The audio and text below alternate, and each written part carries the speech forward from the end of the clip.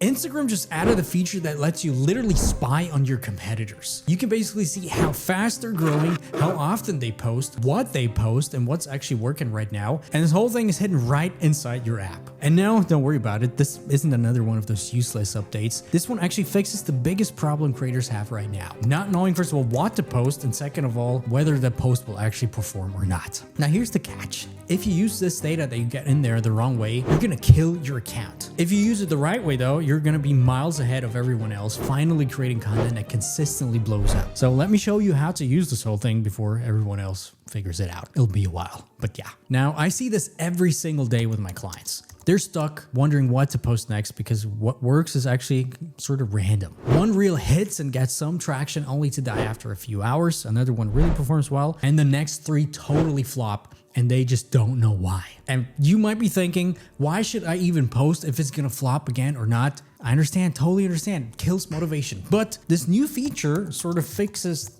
that whole area. So first of all, here's where to find it. If you go to your professional dashboard, you're gonna find something called competitive insights. It says introducing competitive insights, compare your insights with other accounts to learn from their content strategy. And then there's a button, try it. So click the button if you have it. If you don't have it yet, or you don't see that button, don't worry about it too much. You're gonna get it eventually. So the gist of this whole thing is that you can now track up to 10 public accounts, any 10 public accounts on Instagram, to basically spot on every single move that they're doing within the past 3 months. Not really, but you're gonna be able to see basically how much content they've posted, what type of content they've posted. So, whether it's a reel, a post, or a carousel, or even ads, if that's something that you're into. And you can also see their growth or lack thereof, obviously, and then compare it to your own, right? To basically reverse engineer their strategy and insights to use to your advantage. But here's where this whole thing actually gets interesting. You can even see trial reels that your competitors are running, which is totally insane if you ask me. And probably Instagram is going to patch this out. So use it while you still can. But essentially with this whole thing, you're able to see the tests and experiments the top creators in your niche are doing right now, right? And if you just spent 1 hour doing this every once in a while, you're going to get more clarity about your audience than with months of random posting. I can guarantee you that. So here's how you can use this whole thing. Notice what topics or hook styles, first of all, they're testing, and anything basically they experiment with, right? That is your trend radar. You're literally seeing what is coming next and what people are experimenting with in your target audience, obviously, because there's an overlap, right? Insane if you ask me. Now, the thing is, they don't specifically tag trial reels, so you're gonna have to figure it out another way.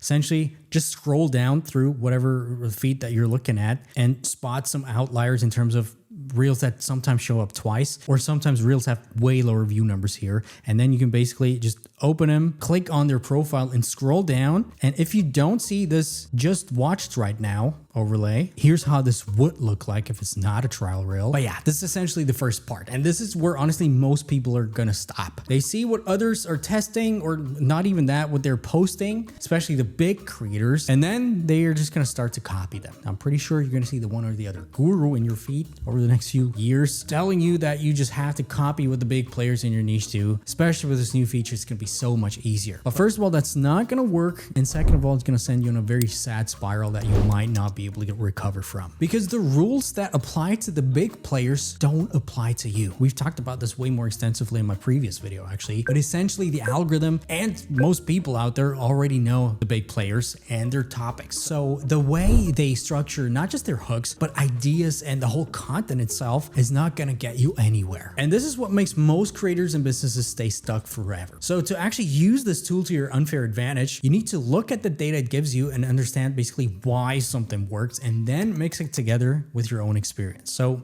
let me show you exactly what to do. First of all, you're gonna wanna track mostly smaller creators, up and coming ones who are currently growing fast. These are the ones that the Explore algorithm rewards right now to a cold audience. And then let's take this actually one step further. You wanna take a look at creators outside your niche, the ones that have absolutely nothing to do with you as well. And pick, let's say, 3 creators that you love watching, and also, put them in there. Save them in there. Now, all you have to do is basically go through up to 3 months worth of content and literally just write down what you notice, right? Especially outlier content. And it's pretty easy to spot with this tool. You're gonna see the likes, the comments, and stuff like this. So literally just scroll down and see, all right, this one had way more likes or shares or whatever. That is literally the data that will make your next reels or carousels blow up. So this totally random example from outside my niche that I now officially stock, just so you know, has a bunch of content that actually blows up. Some of it is underperforming, I would say. And basically I take a look at all of these things, again, totally outside my niche. And I just first of all, take a look at them and spot some patterns. So for example, the ones that really work well, this one, what's the visual hook looks like? Kind of shitty, but just tells me something. Could be niche specific, could be not niche specific. So for example, what's the pacing of the first 2 seconds, right?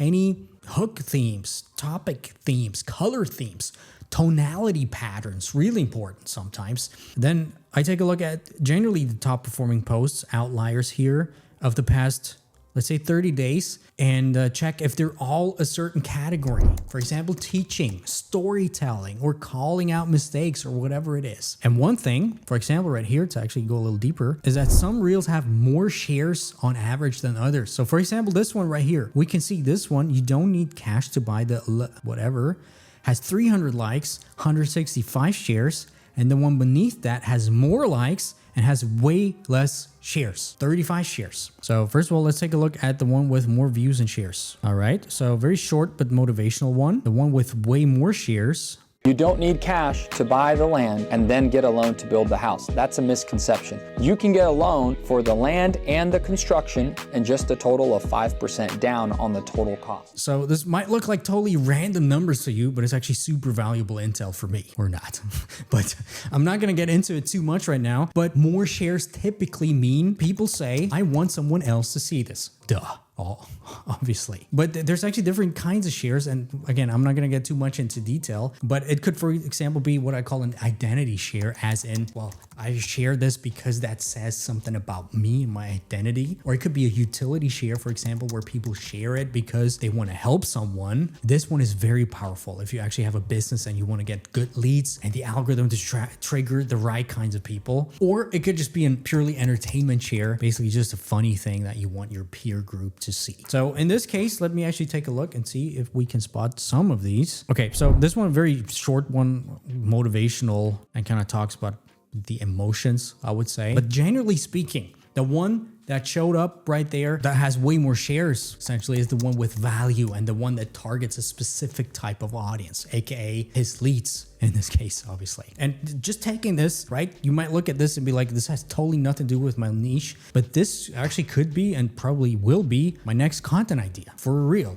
you know? So what I'm gonna do is, and I'll show you the whole process, I'm gonna ask myself, how can I actually steal not the idea, obviously I can't because this has nothing to do with me, but the structure and wrap it around my own topic. And basically, again, if we take a look at this, it breaks a myth. It gives one specific shortcut and basically kills all the usual objections. And then, you know, we're not going to have to get into this, but ends with a clear call to action with a DM stuff, right? And the other thing that's very interesting, it doesn't show his face in the first frame. Remember that for in a second. But basically, that is the structure and the formula that you can, by the way, also use for your niche as well, right there. Just replace whatever he says about the loan with your own misconception, plus some shortcut, plus some sort of proof or whatever it is. Just to show you, for me, it would basically sound like this. You don't need to post every single day to grow. That's a misconception. You can actually grow faster by posting less and by actually tracking certain posts of smaller creators instead of copying just the big ones. If you keep this blah, blah, blah, blah, blah, you get the idea. And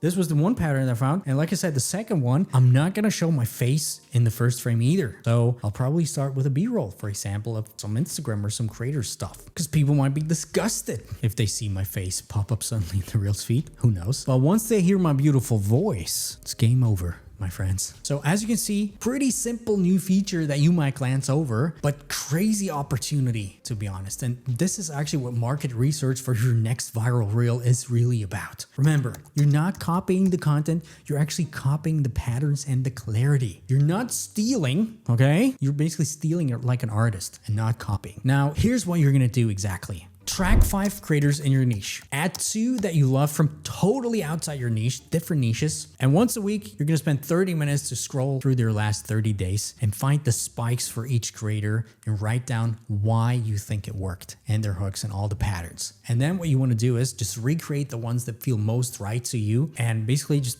do them like I just showed you. If you do this for just a month or two, you're gonna have your own blueprint that feels like you, not just some copy paste formula. Now, if you wanna go deeper and take this whole process and turn this whole thing into a full content system, I actually built a free 7-day, what really works right now, email course, 1 email a day. And it's essentially the same route my clients use to finally make growth predictable. Link is down below. And yeah, if you feel like watching another banger video right here, the YouTube algorithm actually thinks this is the one you need to watch next. But promise me this is gonna be the last one, okay? Then you're gonna go and create a video because I track you right now, so I know.